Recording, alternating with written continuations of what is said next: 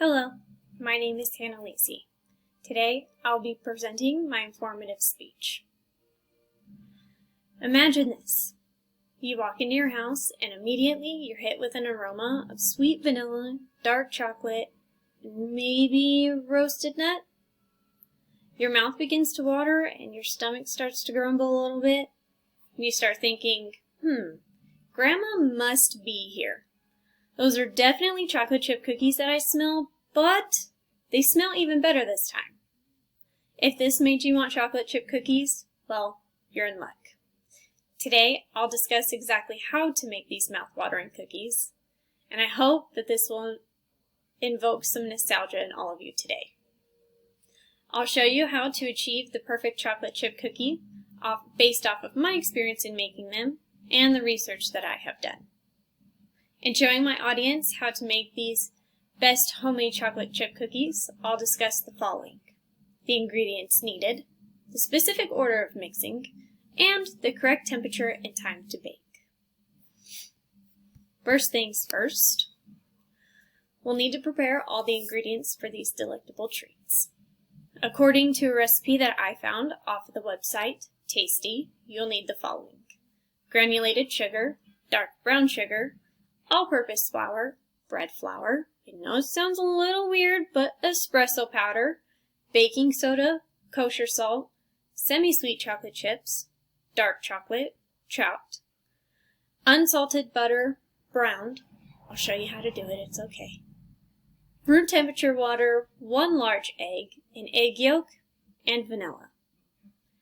I usually tend to have all of these ingredients already at my house. However, if I need more, I'll usually go to Stater Brothers. Now that I've listed out all the needed ingredients, I'll discuss mixing these ingredients correctly, and later we'll get into the correct baking time and temperature. Now let's discuss the correct order in mixing all these delicious ingredients together. I always mix the dry ingredients and wet ingredients separately. In an article titled Baking Basics, Measure and Mix, found on webpage freshfarm.org, quote, "Mixing the dry ingredients by themselves means you will evenly disperse the rising agents, spices, and sugars throughout the flour base, which is important for an even batter," end quote. It also states that mixing the ingredients separately and then combining them together will create for an even lighter and fluffier dough.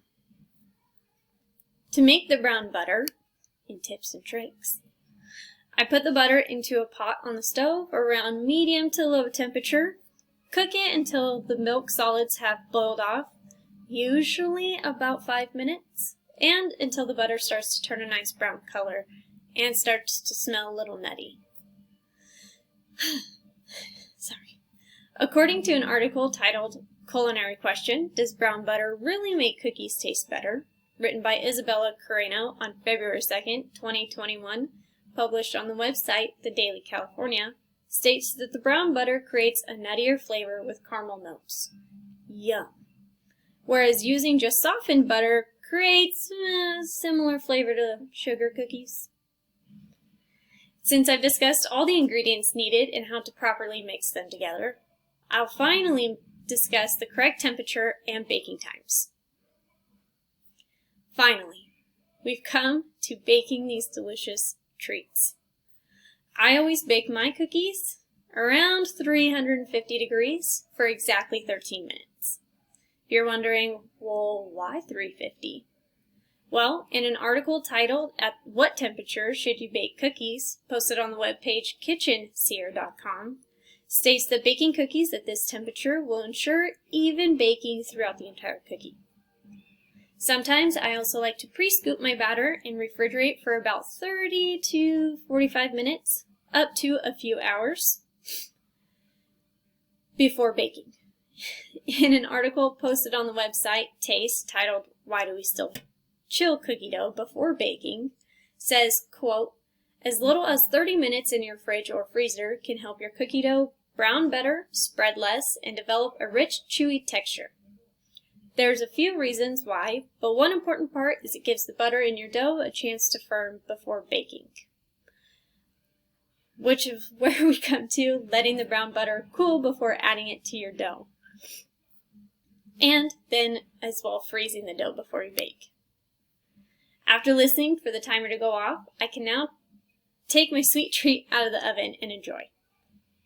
Showing my audience how to make the best homemade chocolate chip cookies, I have discussed all of the following needed ingredients, the correct way to incorporate all these ingredients, and how to bake them to perfection.